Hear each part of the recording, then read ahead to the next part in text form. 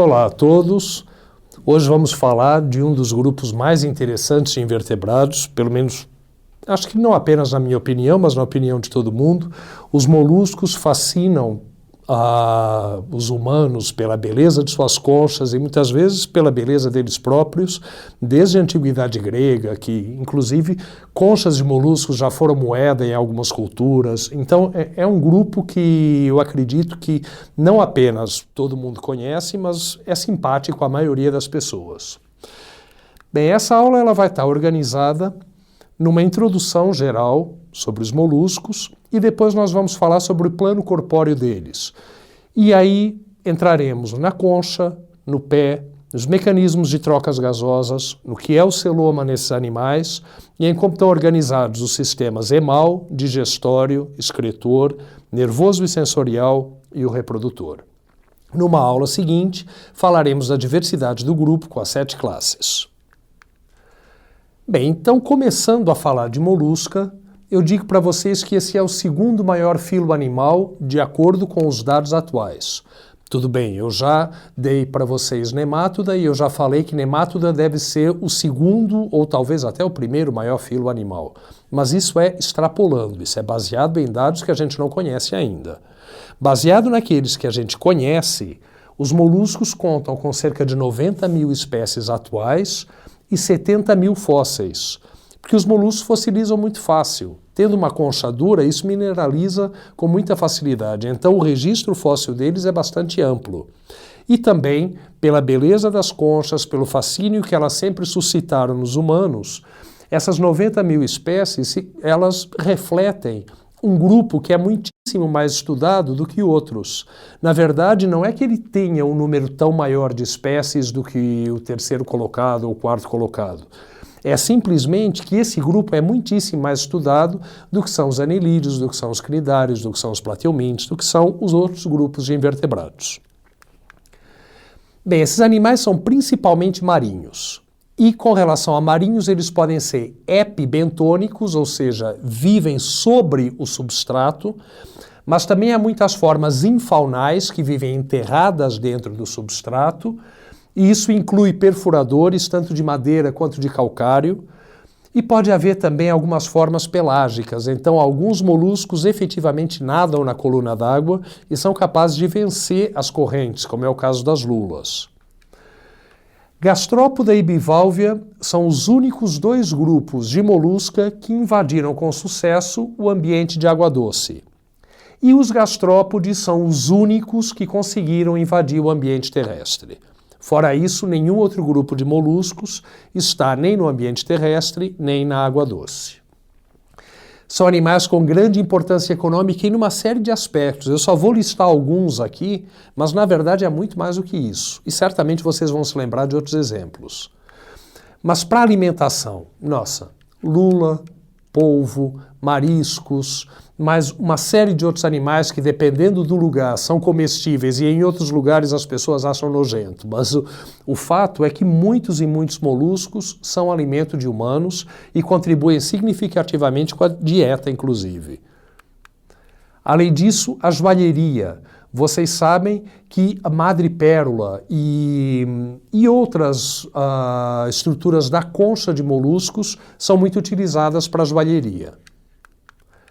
Pragas agrícolas, há caracóis que são extremamente devastadores em algumas plantações e, da mesma maneira, eles podem ser hospedeiros intermediários de parasitas de pragas. Então, eles podem acabar atuando no controle biológico. Então, tanto eles têm para um lado bom quanto para um lado ruim com relação a essas pragas agrícolas. E, além disso, eles são vetores de doenças para algumas pragas, mas eles também são vetores de doenças para humanos. Inclusive, nós já falamos de uma delas, a esquistossomose. E é comum, então, que eles sejam hospedeiros intermediários para outros animais, então, para nematódios ou para outros grupos, os plateumintes, por exemplo, e dessa maneira eles acabam tendo uma importância bastante grande na área médica. Bem, o plano corpóreo básico desses animais ele se baseia naquilo que foi considerado durante muito tempo como o arquétipo, ou seja, o molusco ancestral. Hoje sabe-se que o molusco ancestral não era assim, ele seria algo semelhante a um aplacóforo e, portanto, um animal vermiforme. Mas esse arquétipo, ele ainda é extremamente didático para mostrar o arranjo dos principais sistemas desses animais. Então vejam, os moluscos basicamente eles estão divididos numa cabeça, um pé, e frequentemente cabeça e pé são tratados juntos como massa cefalopediosa, e depois vai haver toda uma região onde estão os órgãos, que é a chamada massa visceral. Além disso, o epitélio externo é chamado manto, e esse manto, nas laterais, ele forma meio que uma projeção para as laterais do corpo, meio que uma aba, uma cortina, digamos assim, isolando entre o corpo e essa aba uma cavidade que é a chamada cavidade do manto, ou cavidade palial. E essa cavidade do manto, que no caso desse arquétipo está representada aqui apenas por essa porção posterior, mas essa cavidade do manto ela vai abrigar diversos órgãos. Bem, o epitélio do manto é o responsável também pela secreção da concha. E esse epitélio do manto ele é trilobado, ele vai apresentar 3 lobos na extremidade dele, sendo que o lobo externo é o responsável pela secreção da concha, o lobo mediano é sensorial e o lóbulo interno é muscular. Na cavidade do manto, então, frequentemente estão as estruturas respiratórias, que podem ser brânquias, ou no caso de alguns gastrópodes terrestres, pulmões.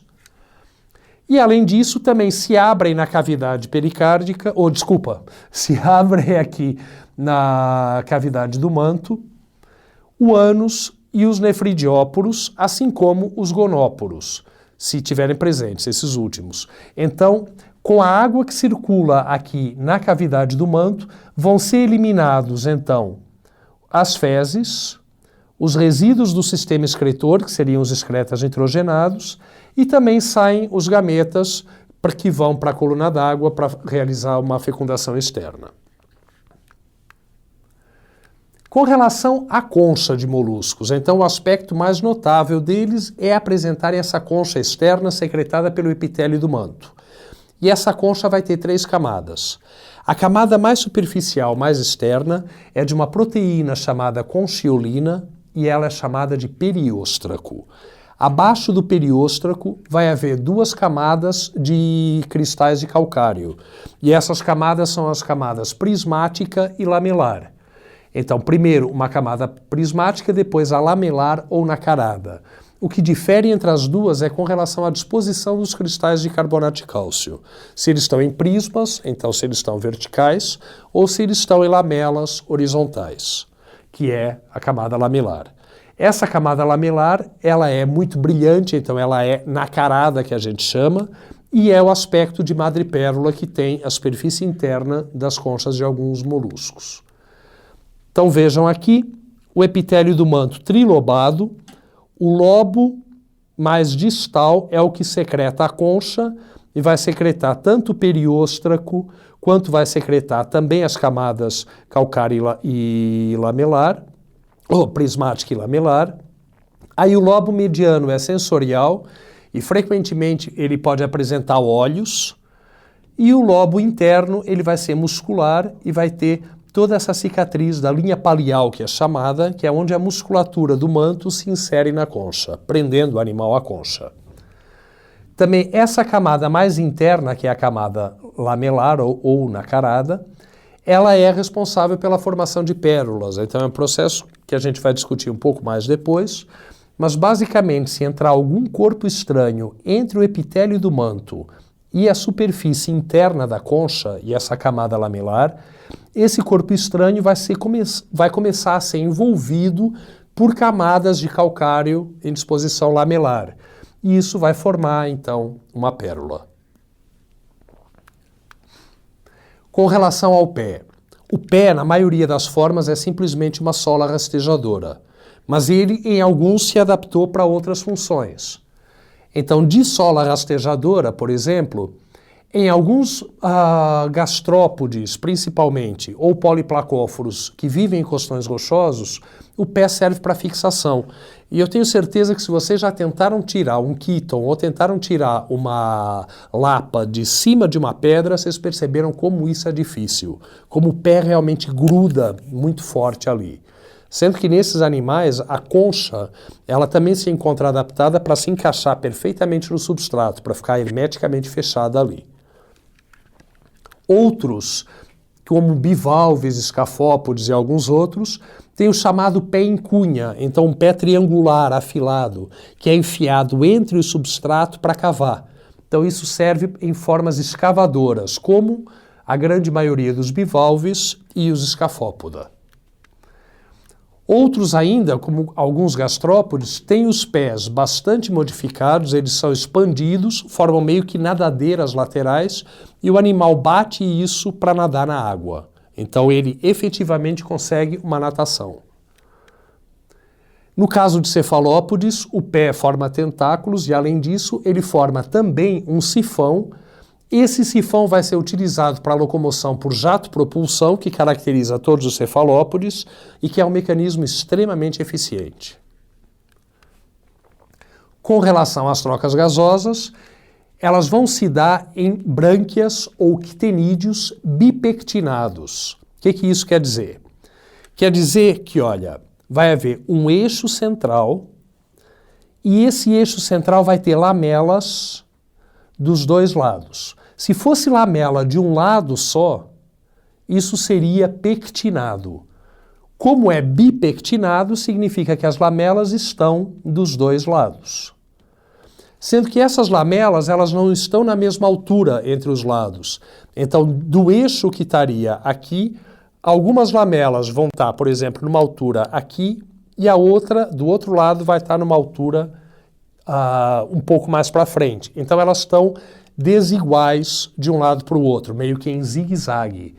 E as trocas gasosas, elas são sempre no mecanismo contracorrente. O que isso significa?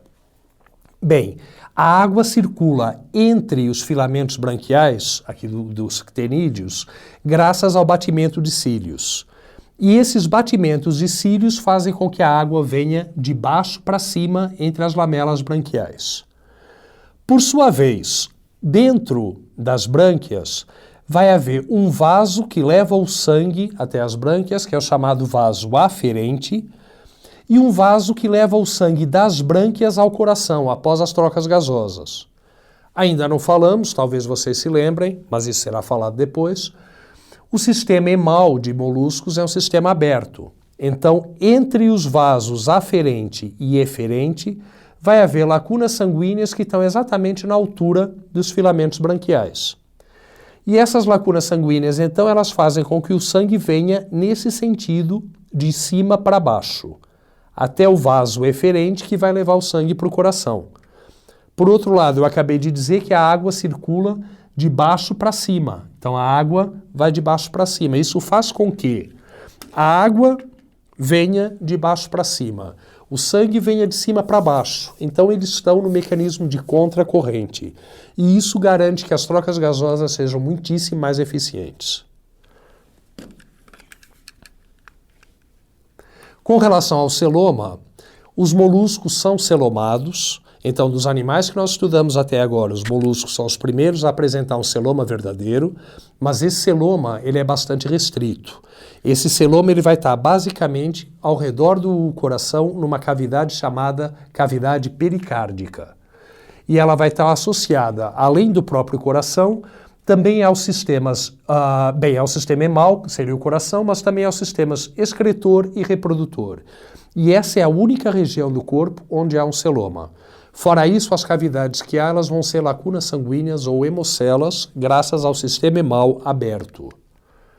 Então, lembrando aqui o nosso arquétipo de moluscos, o celoma corresponderia a essa região, a cavidade pericárdica ao redor do coração, daí o nome, peri é ao redor, cárdico é coração. Então, essa cavidade pericárdica, e aqui vão estar associadas as gônadas e os nefrídeos. Então, tudo isso vai estar associado, portanto, a região celômica do animal. Com relação ao sistema emal, disse para vocês que ele é aberto e vai haver um ou mais pares de átrios e aí vai haver um ventrículo. A partir daí, o sangue, então, ele vem das brânquias, a gente já viu, por aquele vaso eferente das brânquias, o sangue vem e chega ao átrio ou aos átrios. Geralmente é um par, mas pode haver mais.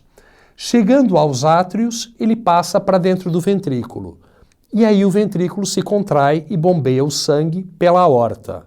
Só que vejam, a aorta acaba. A aorta não vai para o corpo inteiro. A aorta, na verdade, é muito curta e em algumas formas ela é menor ainda. E aí o sangue simplesmente cai numa grande lacuna sanguínea, banhando todos os órgãos aqui. Daqui, pelos próprios movimentos corporais, o sangue é encaminhado ao vaso aferente, que chega às brânquias, e o resto do circuito a gente já viu no slide anterior. Com relação ao sistema digestório, ele é completo, vai haver boca e ânus, e ele vai ser caracterizado pela presença, essa é uma das sinapomorfias, inclusive, de molusca, a presença de uma rádula. Essa rádula, ela vai ser uma estrutura como se fosse uma língua, como se fosse uma esteira cheia de dentes. E esses dentes estão todos virados para trás. Então, como é que isso funciona? A rádula, ela é sustentada por uma cartilagem associada a uma musculatura bastante potente. E isso faz com que seja constantemente virado para trás. Só que vejam, a rádula ela vai estar com os dentes todos virados para trás aqui. Então, quando ela vai de encontro ao substrato e volta e é recolhida, ela vai estar, na verdade, raspando partículas do substrato. E essas partículas, então, vão ser o alimento que o animal vai ingerir. Pode ser, em formas predadoras, a rádula vai raspar os tecidos da presa. Em formas herbívoras, vai raspar uma alga, uma planta qualquer. Ou pode raspar o próprio solo e ir retirando os nutrientes que tem ali. A rádula vai seguir-se, então, um esôfago, que vai apresentar uma glândula salivar, que não está representada aqui. Depois vai haver um estômago com uma glândula digestiva. Frequentemente o estômago vai apresentar uma projeção e um estilete cristalino, e nesse caso ele é chamado de saco do estilete. Vocês vão ver mais tarde isso. E aí depois vai haver o intestino e o ânus.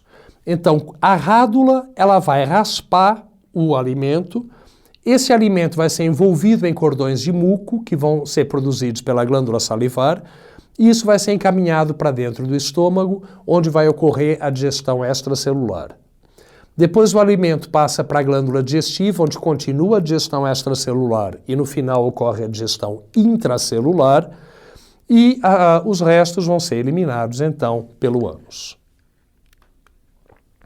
A digestão, então, como eu acabei de dizer, ela é extracelular no estômago e na glândula salivar ou na glândula digestiva, ela inicia-se extracelularmente, mas logo ocorre fagocitose, então ela é concluída dentro da glândula digestiva intracelularmente, e a absorção de nutrientes e armazenamento e tudo também se dão nessa glândula digestiva. Com relação ao sistema excretor, já vimos que ele está associado à cavidade pericárdica, está associado ao celoma, e ele é um sistema metanefridial. Então, se vocês lembrarem, o sistema metanefridial sempre vai ter a primeira etapa da produção da urina, ou seja, a produção da urina primária, a ultrafiltração, ela vai ocorrer associada ao sistema emal. Então, aonde ocorre aqui? Ela vai ocorrer na própria parede do coração, no átrio cardíaco. Então, a partir do átrio cardíaco, a parede vai apresentar podócitos, que são aquelas células que são fenestradas, que apresentam perfurações para a filtração. Então, vai ocorrer, então, a filtração do sangue de maneira que todos os resíduos sejam encaminhados para o fluido celômico que está na cavidade pericárdica ao redor. Aí o nefrídeo abre-se para essa cavidade pericárdica. E o nefrostômio batendo vai promover, então, um fluxo contínuo para dentro do nefrídeo. E aí, ao longo do nefrídeo, o que vai ocorrer?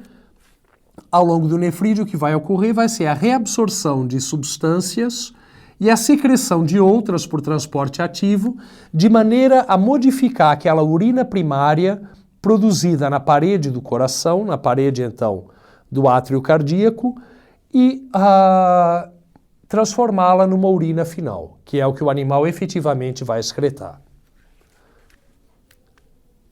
Com relação aos sistemas nervoso e sensorial, ele vai apresentar, o sistema nervoso vai apresentar, então, um cérebro e um anel nervoso ao redor do esôfago, e a partir daí saem dois cordões nervosos, um que é o chamado visceral, que vai em direção à massa visceral, aos órgãos do corpo, e o outro que é o chamado cordão pedioso. Esse cordão pedioso estende-se ao longo do pé e vai controlar os movimentos do pé. Então, para aquelas formas que o pé é cavador ou que é uma sola rastejadora, é essencial, então, essa participação do sistema nervoso para dar o estímulo necessário à musculatura. Com relação aos órgãos sensoriais, vai haver tentáculos, quimiorreceptores e mecanorreceptores às vezes também. Há olhos, pode haver olhos extremamente complexos, principalmente em cefalópoda, mas nos outros também os olhos são bem desenvolvidos. Os olhos podem estar ou no topo dos tentáculos ou na base deles. Vai haver órgãos de equilíbrio na forma de estatocistos e a maioria das formas apresenta um órgão sensorial que detecta a qualidade da água, principalmente a parte de conteúdo de sedimento, mas também às vezes a parte química, e esse órgão sensorial é chamado osfrádio, de maneira que se o animal perceber que a qualidade daquela água não é adequada para a respiração, ele pode se deslocar para outro local e procurar uma água melhor. Com relação à reprodução, há uma grande variação aqui, mas a maioria dos moluscos é dioica, e eles vão ser animais protostômios que sofrem clivagem espiral, que é aquela determinada, e o celoma forma-se por esquizocelia. Então, um processo semelhante à anélida e semelhante a outros grupos de invertebrados. Vai haver a larva trocófora, o que garante que esse animal seja, ou que esses animais, os moluscos, sejam agrupados no clado Lophotrochozoa, que já foi discutido, e em seguida a larva trocófora, a trocófora teria esse aspecto de peão, com essas bandas ciliares e tal, e em seguida a trocófora se metamorfoseia numa outra forma larval que já apresenta uma concha e que é a chamada Veliger. O Veliger tem esse lobo ciliado bastante desenvolvido que vai ser utilizado para a natação. Bem, das características gerais de moluscos, era isso que eu tinha para dizer. Agora eu convido vocês para acompanharem a diversidade de moluscos quando falaremos de cada classe em particular. Obrigado.